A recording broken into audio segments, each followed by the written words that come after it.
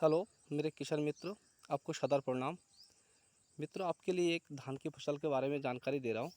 ये 47 धान का पेड़ है।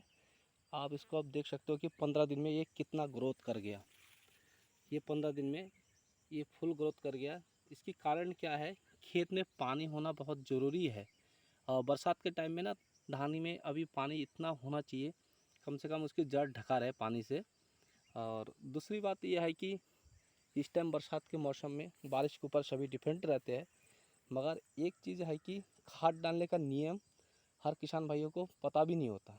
खाद डालने का सबसे बड़े नियम ये होता है, पौध लगने के बाद 15 दिन के अंदर पहली खाद पड़ जाना चाहिए और खाद डालने के दूसरे तीसरे दिन स्प्रे होना चाहिए।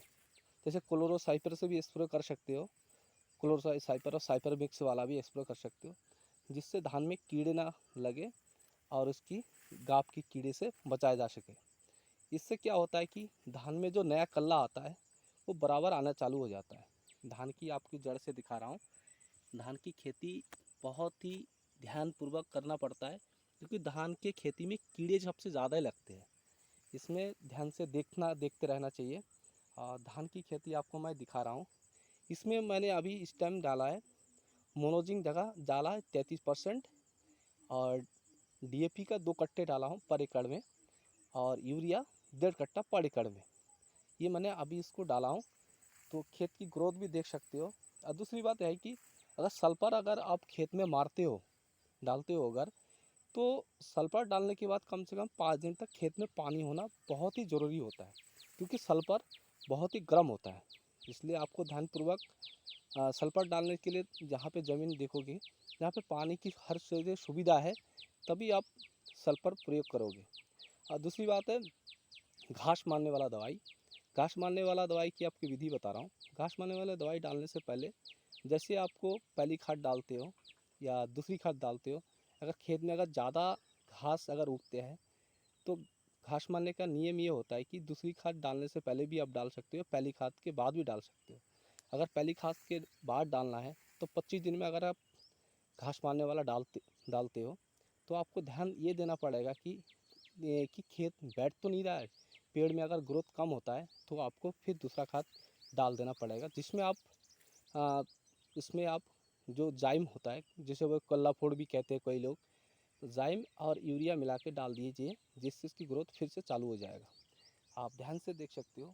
खेत में आप जब तक आप देखोगे नहीं तब तक आप समझोगे नहीं। खेत की रफ्तार इतनी बढ़ा के रखा हूँ, जिसमें खेत की पानी की इस टाइम कमी है, इसलिए इसमें हम लोग सल्फरयुक्त नहीं किया है, क्योंकि इसमें पानी की हमेशा कमी रहता है, क्योंकि बरसात के ऊपर एक खेत डिपेंड है।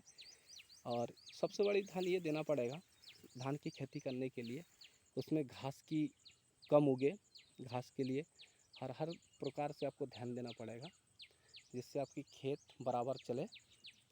इसलिए आपको किसान भाइयों मित्रों आपसे ये कहना चाहता हूँ कि खेत के लिए, खेती करने के लिए जैसे खेत को अब बच्चे की तरह पालना पड़ता है, क्योंकि हमेशा ध्यान देना पड़ता है कि खेत की ग्रोथ कम तो नहीं हुआ।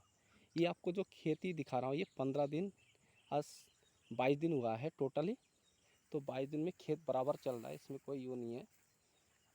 और इसके लिए आपको नई नई जानकारी आपको देते रहेंगे किसान भाइयों।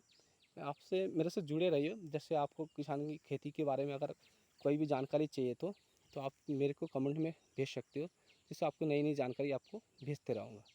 आपकी सहयोग से अब मैं नई नई जानकारी, मैं एग्रीकल्चर से जुड़ा हुआ हूँ, तो इसलिए आप मेरे सपोर्ट कीजिए।